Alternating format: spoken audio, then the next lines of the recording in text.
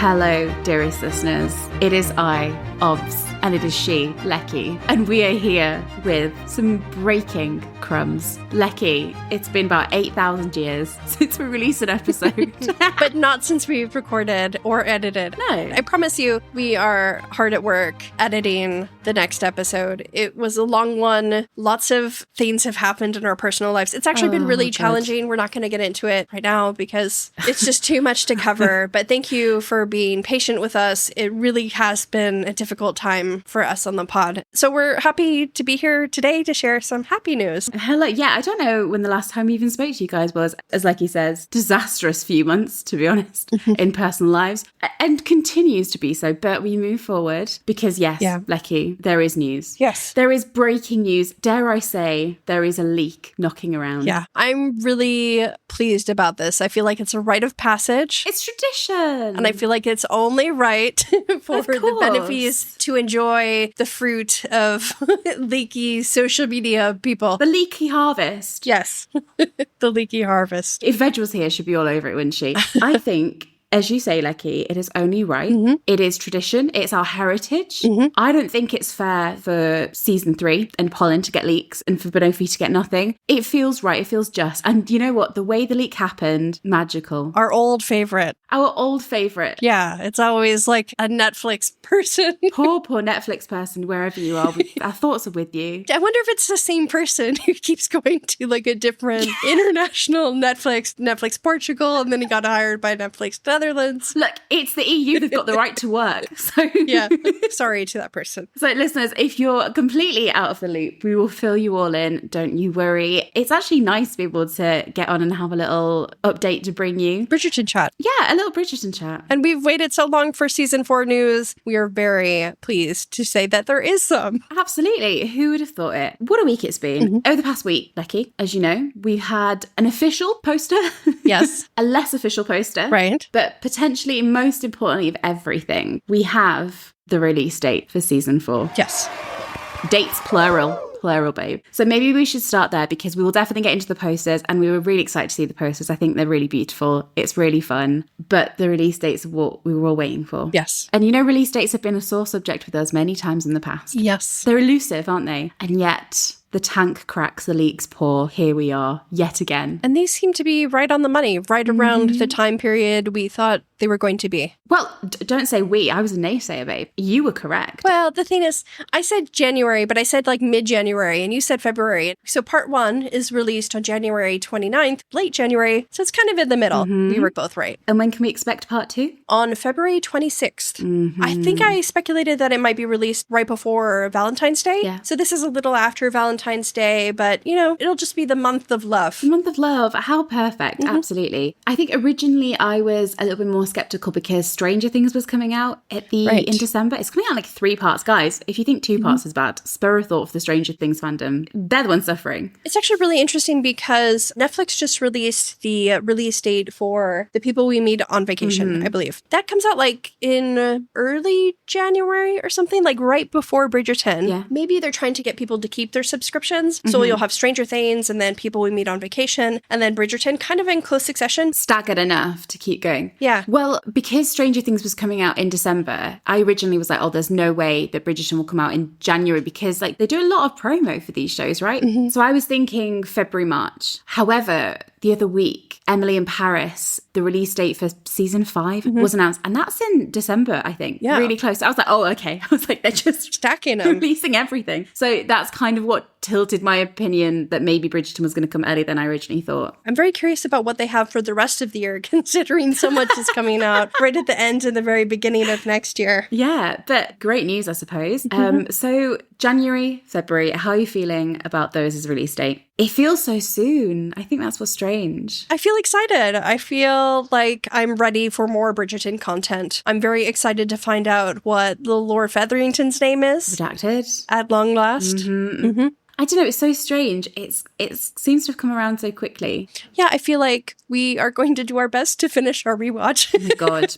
Before it's released. By hook or by bloody crook. Even if it's just me on the microphone being like, look, episode 8. Yeah. He's on a sofa. He's sad. They're fine. Yeah. We'll get there. Life has just been lifing. But let's get season 3 rewatch done. And then I suppose season 4 will be there before you even know it. Mm-hmm. So, Lecky, of course, the question, the 2 parts, inevitable, right? Yeah, I feel like once Netflix realized that the formula worked, they were going to keep it. Why not? Yeah. Maybe what's interesting with this one is maybe it was built into it a little bit more, because with season 3, although you have that very natural break at the end of episode 4 with the cliffhanger, it wasn't written that way. It just kind of worked out perfectly. But I don't really know at what point in the process Netflix were like, we want that for season 4. I suppose Bridgerton, because they do have a formula, it would have fallen that way anyway. And they may have anticipated it this time around. It's weird, isn't it? Because I've never been able to reconcile part 1 and part 2 of season 3. Like, they're distinctly different parts to me that I can't imagine it ever have been one season. Yeah. Because I know some people are a bit like, oh God, 2 parts again. The one thing I will say about the 2 parts is that it gives each episode a bit more chance to flourish. I think you avoid that sort of mid-season slump, because can you imagine if we'd have had season 3 as one drop? Episodes like 4, 5, and 6 would have kind of just got lost in the middle, where they feel so climactic. Forgive the pun. Yeah, like episode 5 is a masterpiece. So if we had kind of glossed over that, it would be a shame. But the thing about splitting it in the middle like that is that the back half of Bridgerton is the most dramatic. Yeah. So you start out with all the romance, and then you kind of dive into all the drama. The tonal shift. And for me personally, as someone who likes the romantic side, the second part, that second drop where it's all the drama, I kind of would rather just have it all at once. For Valentine's Day as well, perfect. Yeah. But again, as I say, I think Stranger Things is in 3 parts, so it could be worse, guys. Although I'd never be adverse to an episode a week. I've always said that. Like the olden days, like. Oh, yeah, that could be nice. But no, January and February, there we go. And that kind of ties in really nicely to what we've been hearing about the season 5 production. So it's kind of semi-been announced that season 5 will begin actual production in spring. Yeah. Now, again, spring, your interpretation of spring could vary. That could be anything from March through to May, through to June. And let's be honest, there's oftentimes delays. Delays could happen. Yeah, that's happened quite a few times now, hasn't it? So, but in my mind, it's like, okay, part 2 comes out at the end of February. They like to give like a solid month of promo after the episodes have come out and really let season 4 have its moment to shine and really let that story have the focus. And then after a month or month and a half or 2 months, that's when you have the inevitable shift to things like the casting announcement for Sophie. Hopefully we wouldn't need a casting announcement for season 5. Right. But behind the scenes, they will probably be working way in advance, at least on pre-production. Absolutely. Because it's such a big production. It's crazy, the scale. And the good thing it is for season 5 is that they do have the new sets built, don't they? They sort of invested in creating that space, so they don't have to worry about things like making filming dates at the old Royal Naval College work or at Bath work. And they have the sets ready and waiting to go. So hopefully that will help them a bit. But I'm assuming they'll have to construct new sets for Eloise's season, for Romney Hall interiors. Get building the bloody greenhouse.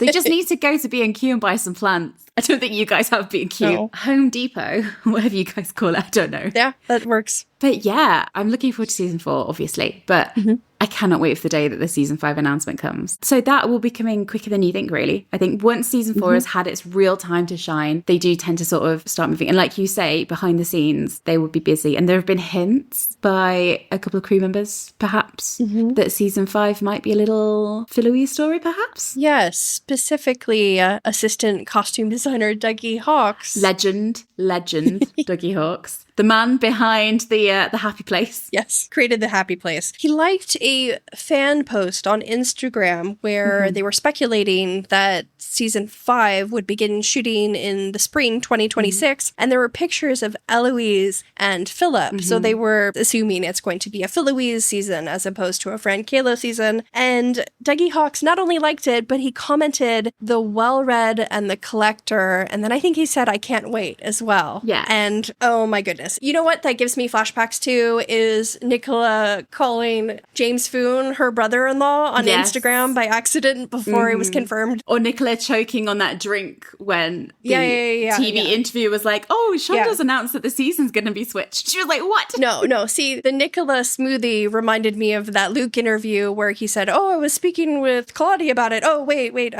Florence. I was speaking with Florence about what it is like to be a lead on this show. Tradition. Leaks for everybody in this fandom. I would say I'm pretty confident that it's going to be a Phil Louise season, just based on Dougie Cox's little comment there. And that is not to say that we're not looking forward to Frankayla. Right. Because I'm really excited. I'm excited for them in season 4, but just in terms of the way the stories are going to be told, it feels like it's Phil Louise's time. Yeah. Get the hell in that greenhouse. I want a man in a greenhouse. Grow some plants. And I want him pronto. Dougie Hawks is probably hard at work designing some beautiful coats, shirts. This is the thing, isn't it, really? Because pre-production is so massive on this show that it sounded like the writing for season 5 was taking place a bit earlier this year. And there is so much work to be done. So very much in the pre-production. It's crazy, isn't it, when we haven't even got season 4 to think about season 5 production. But there's a lot to do. So a very exciting few months ahead. Yes. It really feels like we're out of the drought. I think it was really only the summer that there was a drought. It's gone so fast. It's been a long time, actually, but I feel like we've just gotten to this point and we're like pushing on. I thought you were going to do like the Taylor Swift, like, it's been a long time coming. It is a Taylor Swift release day. I have my Torture Poets Department t-shirt on, which says everything you need to know. And as we know, there is a big crossover between Bridgerton fans and Taylor Swift fans. So if you are celebrating on this day, we salute you. Yeah. Well, this brings us on to the news of the day, doesn't it? Because I remember where I was when the leak dropped. I was hiking and I just sent you a screenshot because I couldn't really see my screen. And I was like, Lecky, I don't know what this is, but can you have a look at it? Yeah. So you were squinting away for me. That was last night. That was last night? Well, it was last night for me. We're in different time zones. I got the news at like what? What time was that? Hold on a second. Lecky has not slept in a very long time. Okay, it was definitely today for me. It was like 2 p.m. for me. 3:30 in the morning, my time. Lecky was up and I was like, Lecky, I'm busy on a hike. Yes. I was like, you can look at this and sort it. And you know what, listeners, she did? She was hiking on a remote Greek island past a horse and some ducks and some ruins. Oh my God, the ducks were incredible. And I was trying to voice memo you about the leaks and these ducks just kept interrupting me. Yeah, we'll try to include some of it here, actually. It was really funny. It's kind of hard as well because it's like, how deep is an Easter egg, you know? Like, what do they consider an Easter egg versus like the general public? I don't know if you can hear that. I'm trying to speak. Guys, that wasn't a cue. But basically, what's happened, as far as I know, again, I was very behind the times, but what happened is, as tradition would dictate, it seems the release date was leaked by Netflix Netherlands. Right. Did they post it to Twitter or Instagram? No, it wouldn't have been Twitter. No, just to Instagram. It was Instagram. It was a carousel where they were going to share 5 Easter eggs on this poster from season 4. And there was like a carousel with 5 images, but we only got the first one. Prayers, blessings, thoughts to the social media team. Sorrows, prayers. Sorrows, prayers. We hope you don't get into trouble. Mistakes happen, don't they? So basically, they've released a new poster that is different to the one they released last week. And there are 5 Easter eggs in the poster. So I saw that and said, off you go, like 3:30 in the morning. Get your little Easter basket. Not actual Easter eggs. So I tried to like hide little Easter eggs of like, I would, not actual Easter eggs, but like. Not actually Easter eggs.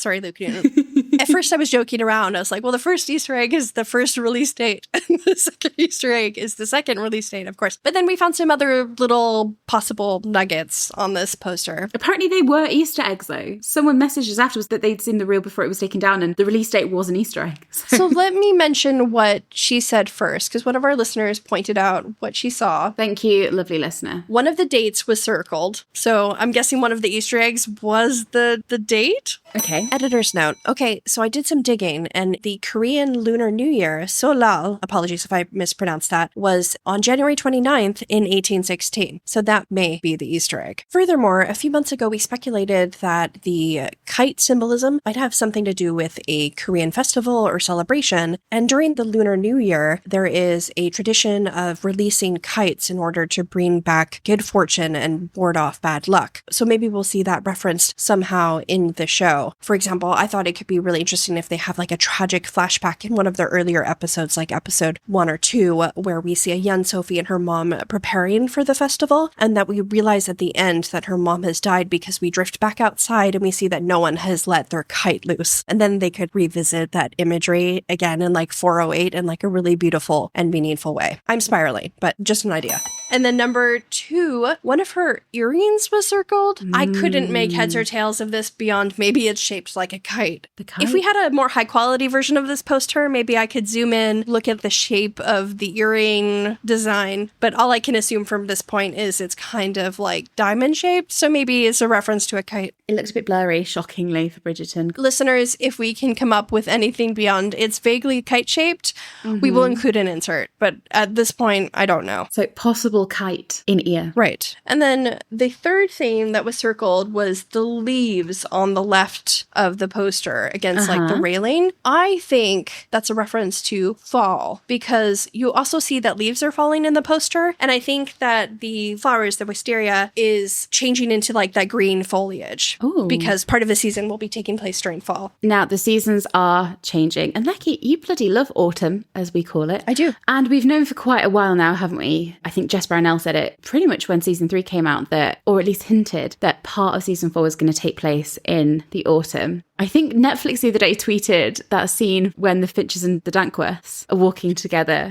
in episode 8 when they talk about their autumnal wardrobe, which we thought at the time was a hint to season 4. So autumn is on the way. Get out your hats. So it has been hinted for quite a while that season 4 was going to take place at least partially in the autumn. And before our listener pointed out that the leaves were circled, I thought that was one of the Easter eggs because the leaves were falling in the background. So I think that is a reference to part of the season taking place in the autumn. I think I was saying this on our Patreon the other day that we have seen the Bridgerton House later on in season 4 for filming leaks. And the wisteria was still up. I've got to be honest with you. Evergreen, well, ever violet, ever purple, I guess. So I think even if it is in the depths of winter, that's not true. Even if it is the depths of autumn, I think the wisteria might still be hanging up. But I think these falling leaves are a sign that we're going to see a different season. A symbol of what's to come. Yeah. Which is exciting. What else did you manage to find out for me, Lek? Okay, so the tagline on the poster is Unmask True Love. There's a tagline?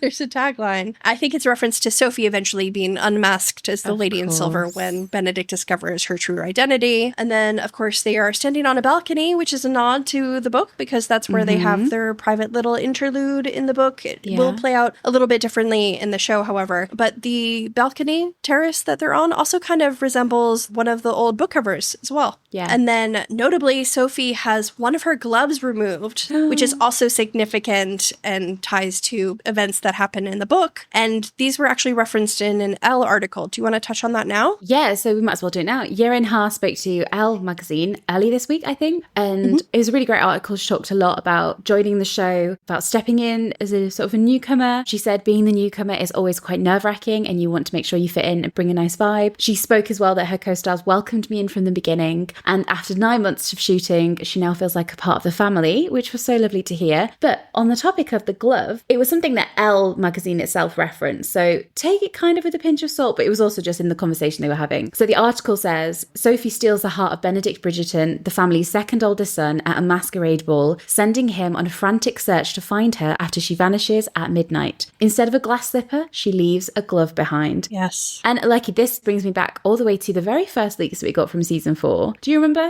And I think she had a glove off of her hand in the filming leaks. And they were at the back of Bridgerton House and they were running down the little balcony terrace area. And it was very playful, very romantic and sweet. And I think she had one of her gloves off. Yeah. So way back when, there was a picture of Yerin on location filming this scene and one of her gloves was removed, which is hinted at in the poster itself. And as we said, it's a nod to the book and how Benedict perhaps tries to search for Sophie after she goes missing after the masquerade. Yeah, because the masquerade is one thing that we've got the most from, haven't we, in terms of like official promo. So we have had filming leaks of them in the garden, but in the various promos that we've had, we've seen Benedict seeing Sophie for the first time inside the ball, but crucially we've seen them in the gardens afterwards. So as I say, it looks like they leave Bridgerton House, they run down the balcony, the terrace, and then sneak off into the rose garden and have a little dance lesson, perhaps, a little chat. Yeah. And that's what the roses seem to allude to, isn't it? That sort of Cinderella story dance that they have together privately away from the rest of the world. world. Yeah, because that little clip of them, they seem to be surrounded by flowers. Yeah, it's very Cinderella story. And then the last little potential Easter egg that I noticed is that Sophie appears to have a bee sewn onto her dress, which of course is a reference to her surname in the book, as well as Benedict, who often wears bee symbols in the show. He's met his match. Yes. Someone likes bee embroidery as much as you do.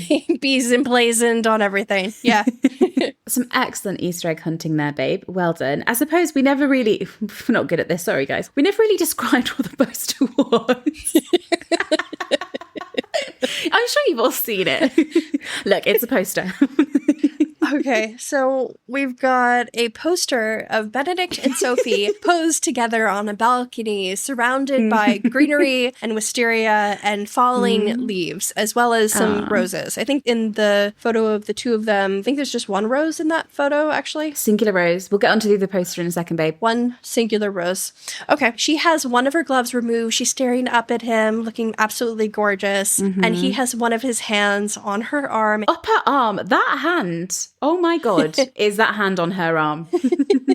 And then he's gazing down at her with this really soft smile. It's actually really sweet. It is. It's really nice. Look at him, all grown up. Yes. What I really like about this is, of course, she is masked, but he isn't masked. It would be easy to have them both in their masquerade outfits, but, you know, this is Benedict exposed as a character, and she knows who he is. This ties into the book scene where she sees who he really is. Yep. Underneath the surface, he's no longer just like the second son, the second Bridgerton. Or the spare. Yeah, she sees who he really is without his mask.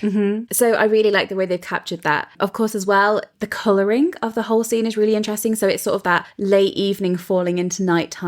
Dusk. The time of day that they meet. What I like about this is, although this might be set in autumn, we know that the release date is in winter for everyone. Well, unless you're on the other side of the equator, in which case, middle of summer. But it has that sort of cool toned winter release vibes. Do you know what I mean? Yeah. This isn't something that feels like it's going to be released in spring. Yeah. So I really like the tone. I love the colour palette. It's so my kind of colour palette. Do you think this is the poster? Because the poster that was released last week, we'll touch on that in a minute, but that was more of a teaser.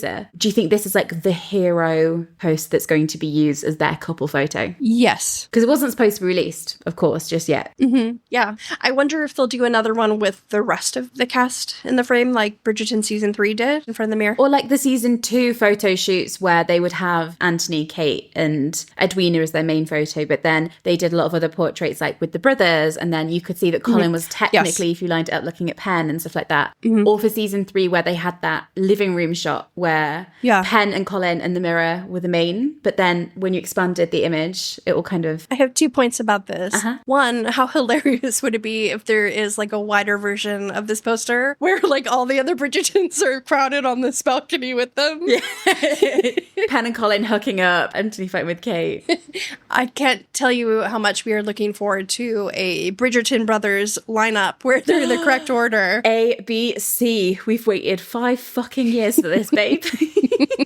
Yeah, that'll be exciting. It makes it all worthwhile, doesn't it? But yeah, do you think this is going to be the book cover? It's not always the same thing as the poster, because season 3, egregiously, season 3's book cover was not the same as the main poster. You know what? I'm going to say yes, because this is an adorable book cover. This would be an absolutely adorable book cover. Love it. And the tagline, I'm so excited we had a tagline, because when we got the teaser poster last week, one of the things I was sad about was like, we don't have a tagline yet. And I love a tagline. Season 2 was Love Never Plays by the Rules, and season 3 was Even a Wallflower Can Bloom, and season 4 will be Unmask True Love. So thematically tied in. Of course, it's a very obvious unmasking of Sophie with her dual identities and the masquerade, but then I also like the idea of seeing behind Benedict's mask and Benedict's persona, because it's his love story as well. It's so weird seeing like Benedict in his romantic hero moment. Let's go. And Jiren spoke a little bit more about this theme of seeing people for who they truly are when she spoke to Elle. She said, at the core, Sophie just wants to be seen for who she is on the inside, and that I think is a universal thing for anyone. So that was the leak for today, guys. I suppose it might be slightly redundant, Lecky, but I think it's maybe worth mentioning the poster that was released last week. Okay. It's very, very similar, but more of a little Sophie moment. So last week, officially, this was released, so not a leak, but they released the first, what I suppose was a teaser poster. And the tone and colouring and setting and everything like that was very, very similar to the one that's been leaked. However, this one, I really like this one one when I saw it as well. It's beautiful. This one was just Sophie, but she had her back to us. She had her gloves back on, her gloved arm behind her with a mask in hand. So she had masked herself, but the way that they cut it, it was just cut above her nose. So you couldn't see her eyes and her back was turned. So her identity was concealed. And it was like a really mysterious, clever way to introduce her character. Exactly. Introduce her, but also not introduce her in a really fun way. Yeah, I love that. This is very much the Lady in Silver. You know? Yeah, exactly. Which I think is so fun to play with. And it's exciting because this is kind of the last new character in terms of a lead that's going to be introduced for a couple of seasons. Yeah. Season 5 and season 6, no matter who takes the lead, those will be reintroductions of characters, which again will present its own unique challenges, especially with like Phil. I called him Phil. Listeners, we've been calling him Phil a lot lately, so you might as well just get used to it. Phil-Louise season is coming. Beans just went through this phase where she just started calling him Phil. And it's just rubbed off. Sorry. It is what it is. I'm pretty sure this is going to stick, actually. So we'll see how this goes. Oh, God. But you know what I mean? Like, we'll have to reintroduce Philip as a character to the general public, which is its own challenge. But what's so fun about Sophie is she is a new character to the show. Philip without the massive sideburns. It's just Phil. Is he? Phil, your friendly collector, gardener guy. What's he collecting, babe? I mean, he collects plants, doesn't he, in the book, I suppose? Yeah, that's what I assumed. But I wonder if, because he's kind of traveled like Colin, if he might have other things that he's collected from his travels that are nerdy in nature. Oh, he'll have his books about plants, won't he? I mean, we saw that he had one. Yeah. Maybe he'll have other little artifacts and stuff that have kind of like piqued his interest from his travels. He's just got his little potted plants. What an adorable man. Anyway, that's not what we're talking about. We weren't talking about Phil. We're talking about Sophie Baek, goddess that she is. Yes. Yeah, it's really exciting because she's a brand new character to the show, but then also she's a really mysterious character. Yeah. She's a double character, and it's really fun to play with that. And it was really good to see the marketing engage in that. So, as I say, very much the similar setup. 2 roses on this one, if there's any significance to the number of roses. The third poster that they'll release will have 3 roses on it. And we'll be there. Counting them. So in the banner on Twitter, where it's Sophie from behind, that has 3 roses in it. This is really not significant at all. You don't know that? Have you seen season 4, babe? They're white roses, aren't they? They are, yeah. What do white roses symbolize? What do you mean, what do white roses symbolise? What do they symbolize? Peace? How disrespectful. They symbolise Yorkshire, babe. You should know this. I'm sorry, I'm not well versed in the flowers of Yorkshire. White roses actually symbolize... Have you never heard of the War of the Roses? I certainly have. I have heard. I've actually been meaning to watch the Roses movie with Olivia Colman and Benedict Cumberbatch, so thank you for the reminder. Okay, so they mean purity, new beginnings, innocence, and spiritual connection. And also the House of York, but moving on. Get new beginnings. Perfect. But there was also actually a little article that was released with this on Shondaland, and they gave us a couple of new details. Let me just quickly grab them for you. I think I talked about this on Patreon, so Patreon people, sorry, hearing this again. Buckle in. Buckle on in. Oh, they've got an article called 7 Reasons Why We Love Benedict Bridgerton. What are they? He's ruled by passion. Yeah. He's brave enough to go out of his comfort zone. He's very playful with his siblings. He knows exactly how to tease his siblings. That was literally the next one. Great. But he always has their backs is the next one. Oh my God. They've linked a video in the Shondaland article that says... What? I haven't laughed in a long time. What? What could this possibly be? It says...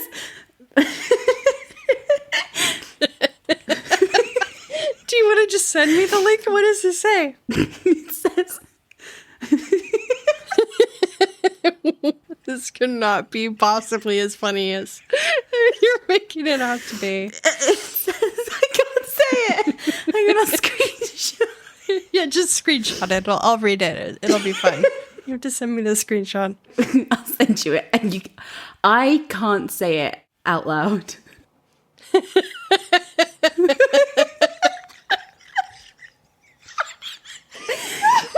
crying. Why on earth are they linking to this? This, like, okay, listeners, you know on YouTube when you're looking at Bridgerton content and there's like a lot of like fake stuff with like AI, like bad AI and like Photoshop mashups of like people's faces plastered on other people's bodies and stuff like that. This kind of reminds me of that. Maybe we should make a collage of this. It's actually hilarious. What does it say, Lecky? This is an official Netflix video, which is astonishing to me, titled... Do you see why I couldn't say it? It's such a funny word as well. 1 second, sorry. Oh.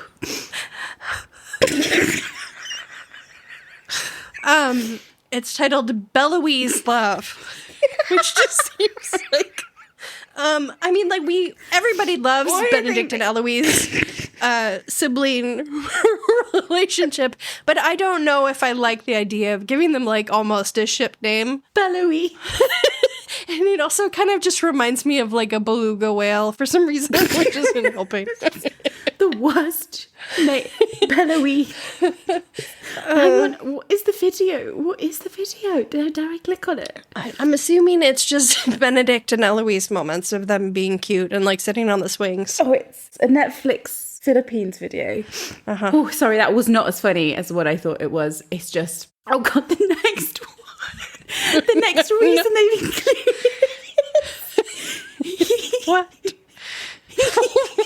It's so funny. He has a soft spot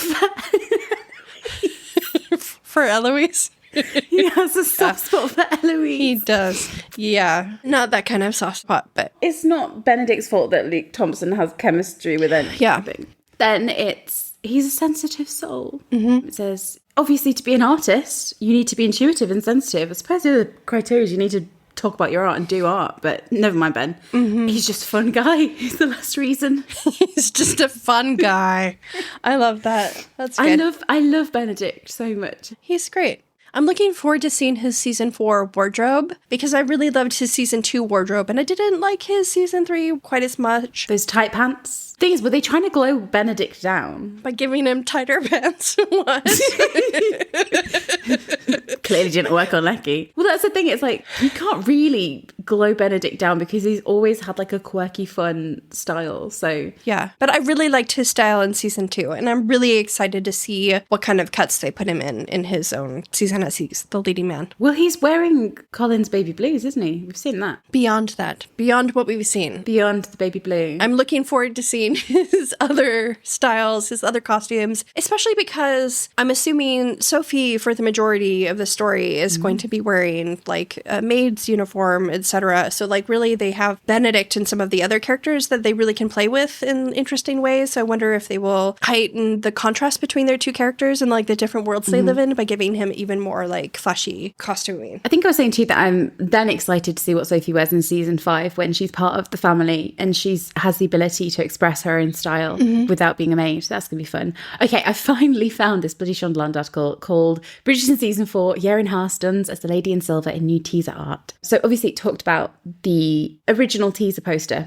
However, there were a couple of plot points to bring up. So it said, all the pomp and circumstance as usual, with a heart-wrenching fairy tale at the centre. The spare Bridgerton brother, as he calls himself, Benedict, is still refusing his mother's wishes to settle down. Book fans, I know you're thrilled about this reference. Of course. The reference of him being like the spare Bridgerton. Really excited about that and seeing how that affects his worldview in season 4. And Violet turning her attentions on Benedict. That sounds terrible.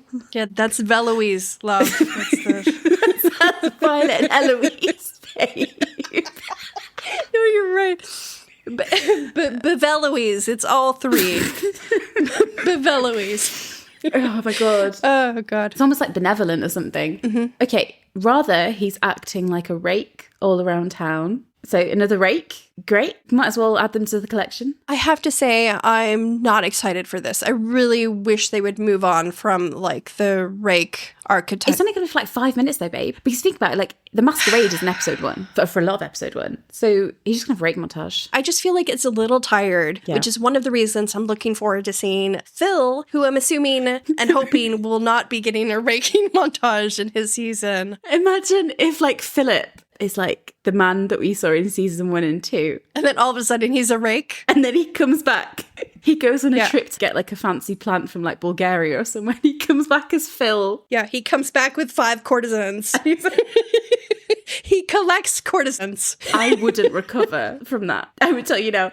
Yeah. So the thing is, like, okay, I'm really tired of the raking. So I'm looking forward to getting a rake-free season with Phil. And then how exciting would it be to revisit the raking, perhaps in season 6, where we see that side of Michaela? It'd be like really refreshing to see a woman at least being kind of like sexually free in a world where women usually aren't able to do so. So that would actually be exciting. So he's raking around town. Right. But at the season's first ball, a masquerade held by none other than Lady Violet Bridgerton. Where's Lady Danbury? Anyway, that all changes. Benedict is taken aback by his encounter with the Lady in Silver, a mysterious attendee who quickly catches the attention of the Ton. As quickly as she comes into his life, though, she vanishes. And in her place is a plucky young maid named Sophie Baek, who is stuck under the employ of the formidable Lady Araminta Gunn. Bridgerton season 4 brings some serious conflict for Benedict between his affection for this intriguing maid and his fantasy of the Lady in Silver. He's unaware that they are the same person. So can the budding relationship between the two survive? Yes. Can true love truly conquer anything? Yes. Even a cross-class connection forbidden by society? Spoiler, yes. Is that your answer? Yes, it can. Spoiler.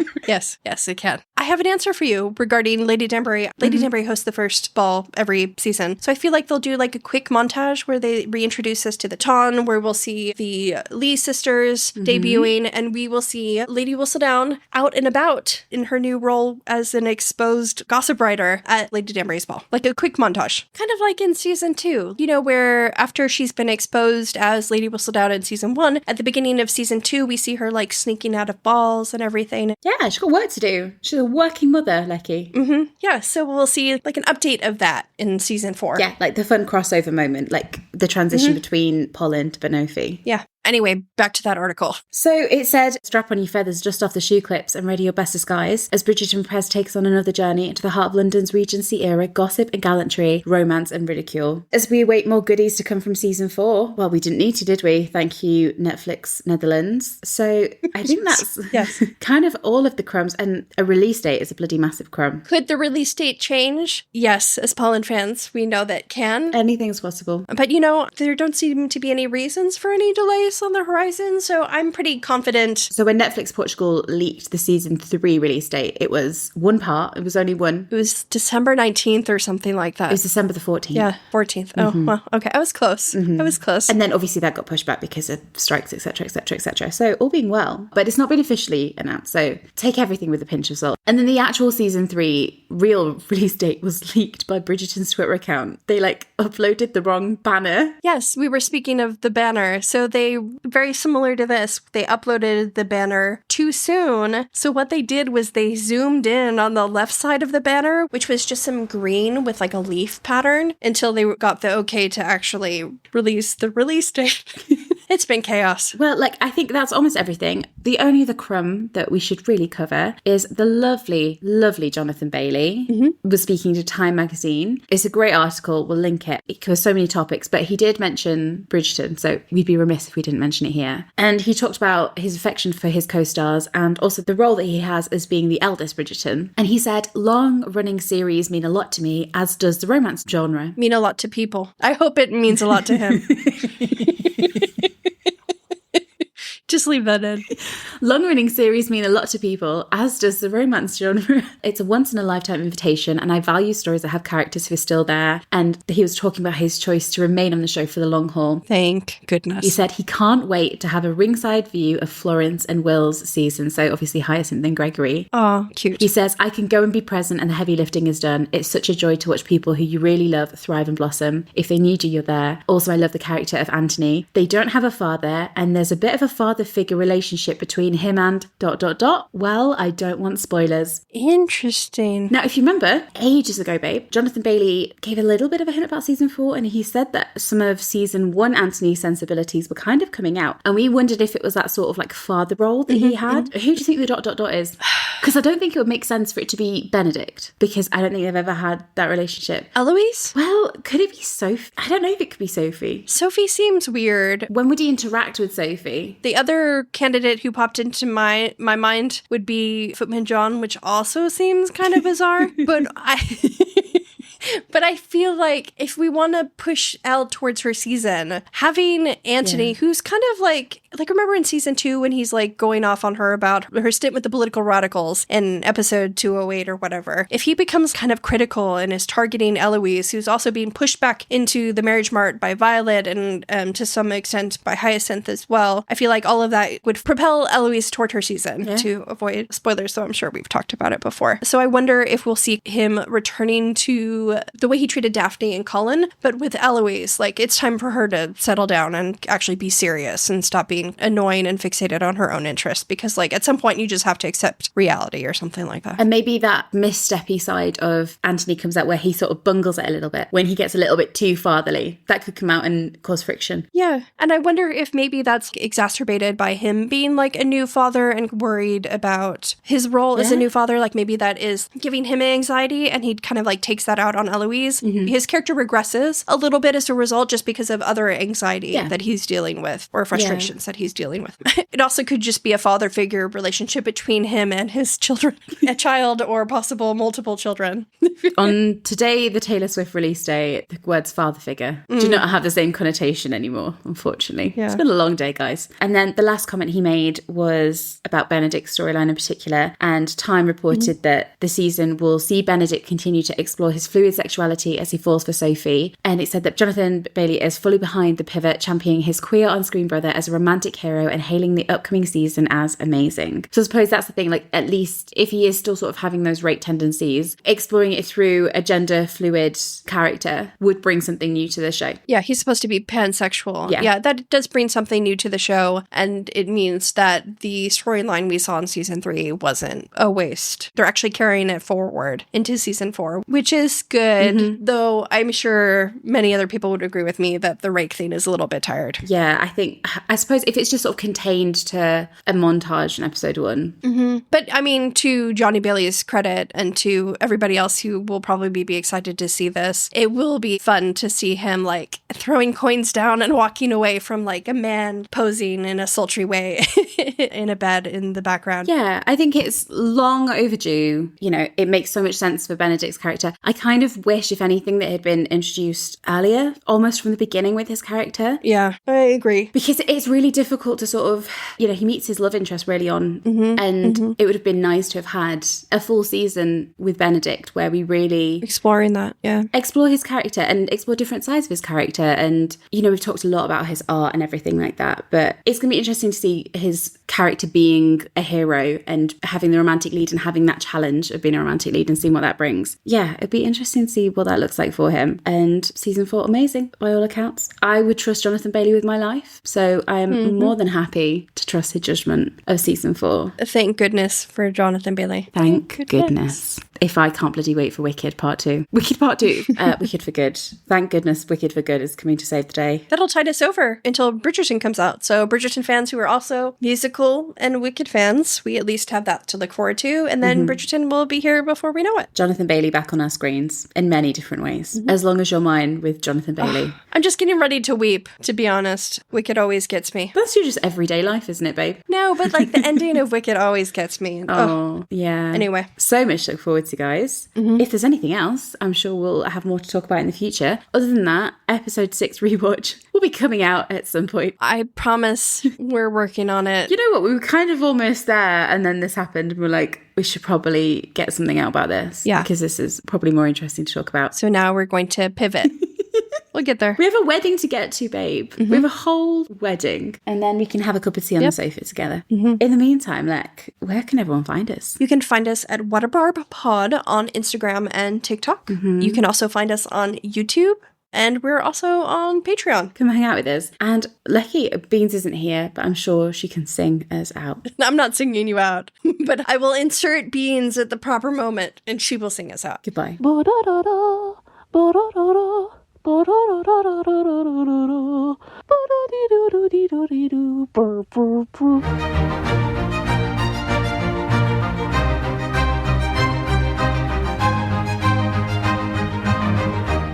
Das violin. Do do do do. Do do do do do do do do do do. A Polin podcast.